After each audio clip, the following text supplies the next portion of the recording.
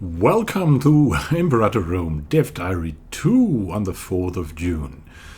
This is going to be quite interesting as we see, when we see the scope of the map, then we hear about the detail of the map, then we hear about the starting year, which is 304 before Christ, and also the sources are pretty interesting, and the philosophy gets a short and just a tiny bit of insight into what the goal of Imperator Rome will be. It will have the charm of EU4, CK2 and so on, combined with its very special touch.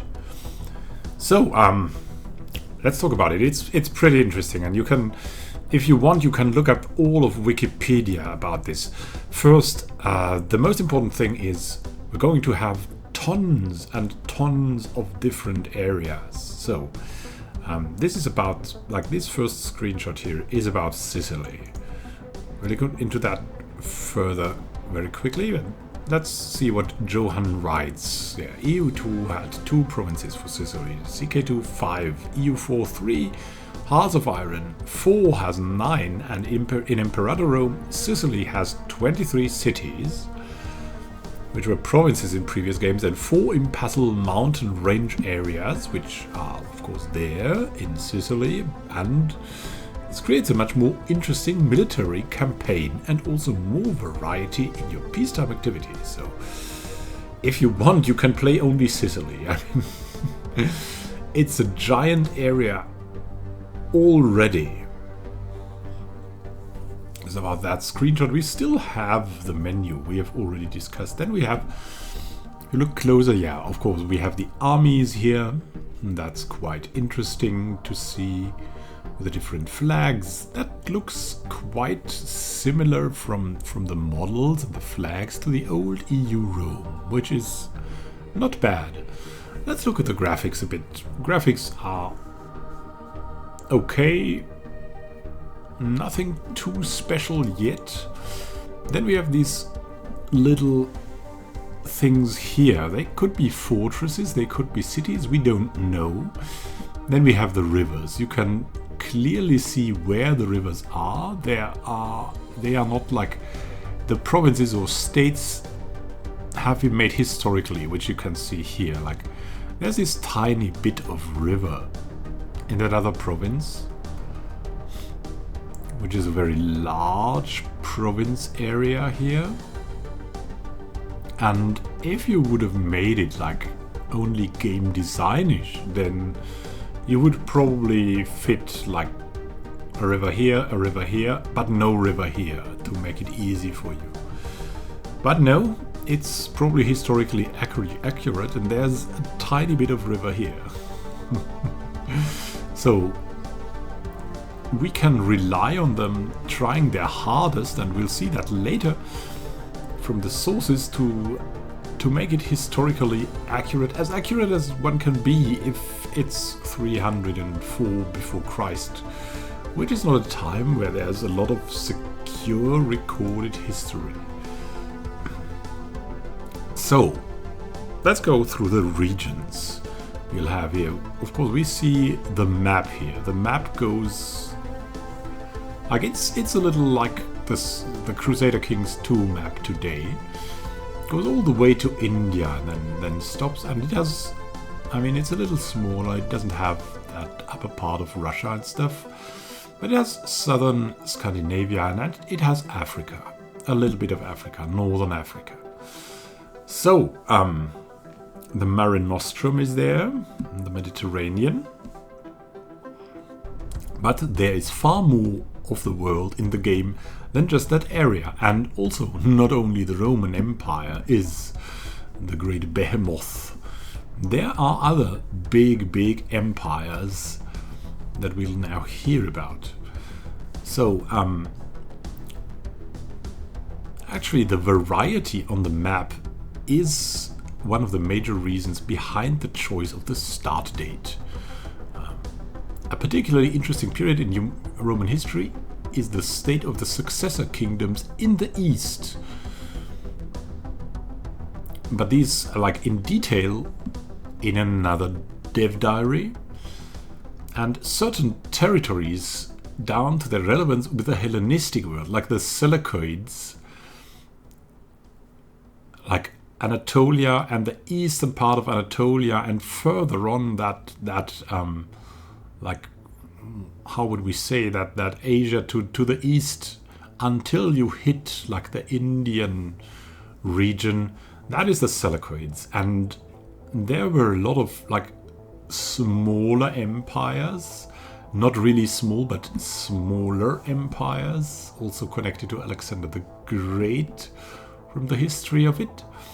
And then you would come to things like the Mauryan Empire in India. That is actually a pretty big one, or was a pretty big one. Also compared to the Roman Empire, it was a size that was pretty good. So let's follow the train of thought of Johann more. Britain made up a sizable portion of historical Roman conquests and played an important part in the tin trade throughout the Bronze Age into the Iron Age. So we get a further insight into that we will have actual trade, emulated trade, following the historical goods and maybe also the historical channels. Maybe there will be trade notes, we'll see, maybe not. Maybe it will be like in EU4. Maybe it is a city-to-city trade like it was in EU Rome. We don't know that yet. They have said they would modernize that, so it's probably not like it was in EU Rome, but it is more like in EU4, even though I think in EU4 it is pretty complicated and it's hard to understand. Maybe they have created something new that makes it easier to understand, even though one has to admit that trade and in its entirety is hard to follow. Not really to understand, but hard to follow in detail and in theory. So, what they say though, date on pre-Roman Britain with a tin trade is scarce though, particularly for the period preceding 150 BC, so some liberties have been taken regarding the expropriation of tribal territory as known to Caesar, the great Caesar. The inclusion of southern Scandinavia is due to a migration event. The Germanic tribes migrated into today's northern and central Germany from Scandinavia. So, I now know that I come from Scandinavia, as everything would. The inclusion of southern Scandinavia, despite it being the epitome of all modern civilization, was a calculated decision. Yeah. we know, like, there's that African cradle, like, where the humanity started. Then there was one in China, as far as I'm informed, and of course the much overlooked Scandinavian cradle,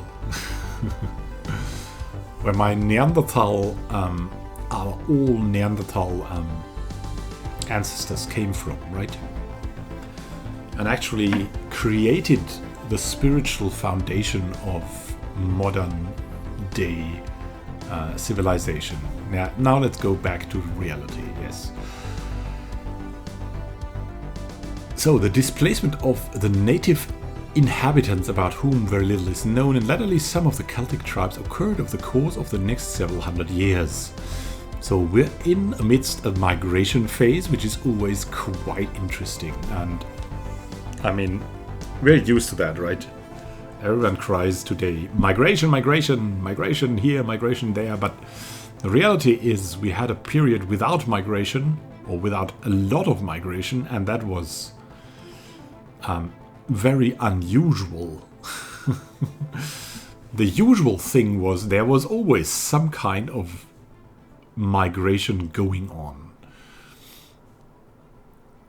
especially when the weather had such a big impact. The climate had such a big impact on people.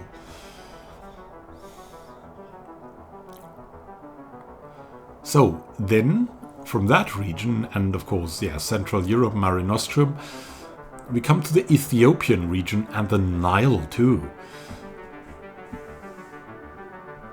However, none of the contemporary sources we were able to discover were particularly detailed regarding location data or the political situation, even though structures built by the Dumt Kingdom, which is the Damot Kingdom, which you can, I think, still find in some extrapolation, partly in the provinces of EU4, around 700 BC. There are some structures that still stand, a testament to the advanced civilizations out of which the contemporaries of our start date grew, and actually this is the Damot Kingdom. I mean, if you've heard of the Queen of Saba, the legendary Queen of Saba, and the states of, or the city of Saba, that is the predecessor of them. So, or that's at least what the rulers of Saba claim. So the Nile has always been the lifeblood of northeastern Africa, and we felt it was worthwhile including as much of it as possible. Yeah, that's a given. That's pretty cool. And how, I mean, you would also need someone to seduce a Caesar with a great nose. So the inclusion of the Indian subcontinent is something we consider as vitally necessary to complete the world that was relevant to the Hellenistic era. Yeah, because the Hellenistic era had these empires that span the globe from Anatolia, basically all the way to nearly today's India. Kind of a little bit often ignoring the Arabian, I don't know what to call that, like peninsula, subcontinent, we don't know. Or I don't know, at least. I'm a geologist, a geographic, cut it. Yeah, I'm also no historian, even though I'm very interested in that game, and in history in general. So, the state of conflict had already existed for some time between the recently established Mauryan Empire, we had that already, that was nearly whole of India, and Seleucus Nicator, self-proclaimed king by the time we begin. That was like the borders between the Seleucids, so-called because there are also some minor Seleucid empires there, and like probably the most eastern one, and the Mauryan Empire, and the Indian, I'll call it subcontinent. Then Greek traders had long since been visiting West Indian trading ports, trading in fabrics, gemstones and spices, and indeed many of the ancient names we have for these locations also appear in Greek or show Greek influence. So there was a lot of trading going on even before the Great Eastern Indian Trading Company, or how that construct of the Netherlands was called. And it probably broke down later. I'm not really, as these giant empires fell down in the later period of migration. They also mentioned that the migration period, 4th century Anno Domini, when the Roman Empire and other empires crumbled because of the migration mania, one could say. So last of all, what they say also is they have one start date. I mean, I would take that with a grain of salt. They had one start date, I think, with Crusader Kings as well, and then later more start dates were added, but they have one start date for now. So let's assume this will be a game like EU4. You have different start dates in EU4, but it's all based on the first start date. So, what do you have in Crusader Kings? You have different start dates too. It will come with one start date out of the box. Let's just say that. That one start date, like Hearts of Iron, that has also a fixed start date, I think. We have wanted to include as many interesting things as possible in it. And these interesting things are interesting states that can reasonably start as subjects of others rather than directly owned by governors, both to better cover the political realities of far-off regions like Northern Anatolia or Judea, and to allow the player the choice of taking over the reins of many unique polities in these regions. So you can start in Crusader Kings in Crusader Kings terms, like as a count or something. As a very small state you can start out, if you want so. And that gives it the typical paradox charm. Like, where other game developers would cry for balancing, they go for adventure, I'd call it. Adventure and freedom. And that's a special thing I like about the paradox development games, that these historical games, you can choose anything, and it doesn't need to be balanced. It does need to be interesting. It does need to take you to a place and time in history, or tell you a great story, or optimally both. I mean, in the case of Judea, it will be, of course, really, really interesting, and that is supported by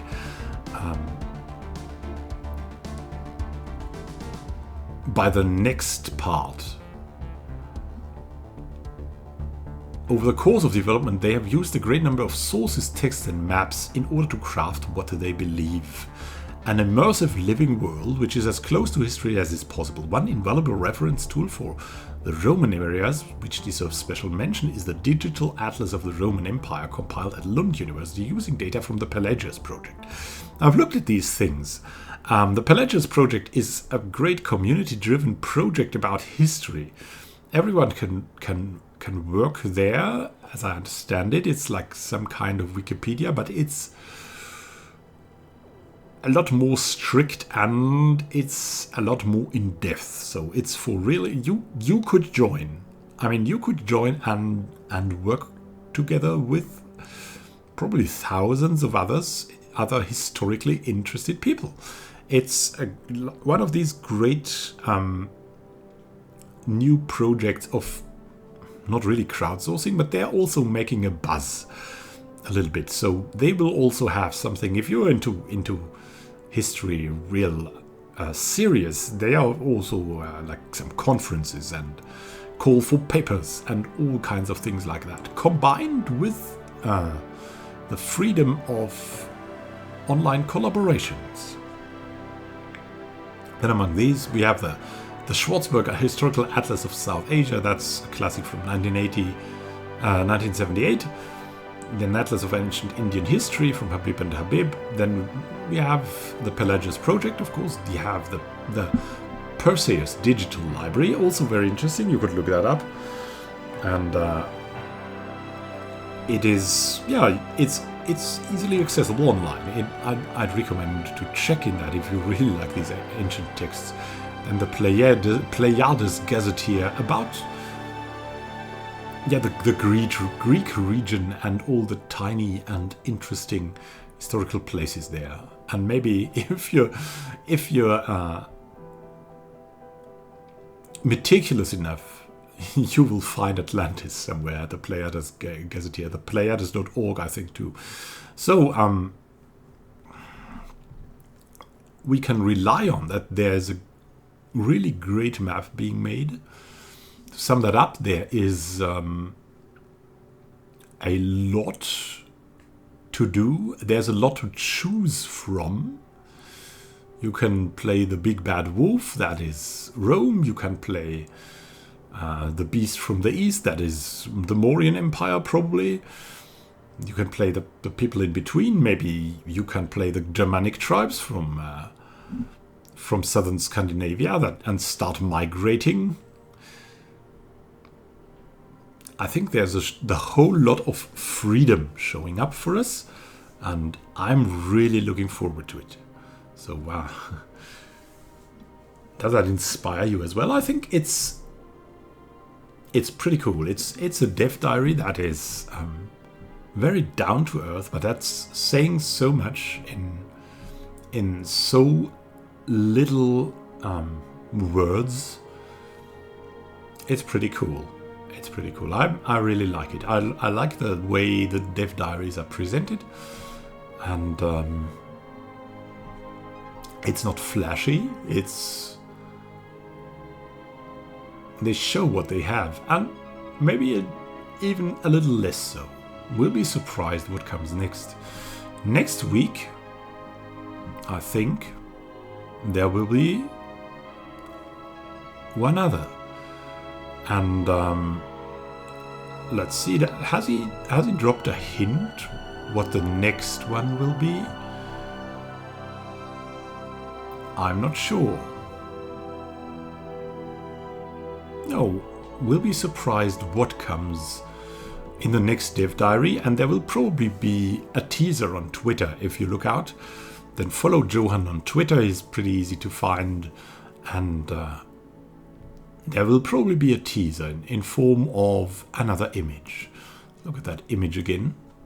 Yeah, it's pretty nice graphics, and they will be probably improved too. So thank you for watching, and happy gaming to you. This is Immanuel signing out, and if you like this, yeah, there's more coming. You can rely on it, at least for as long as my children allow. But they're pretty good now. I'm very optimistic that I can make this a regular thing. So, looking out for weekly development diary reviews. Have a great time until next time, and happy gaming. This is Immanuel signing out, wishing you a great time.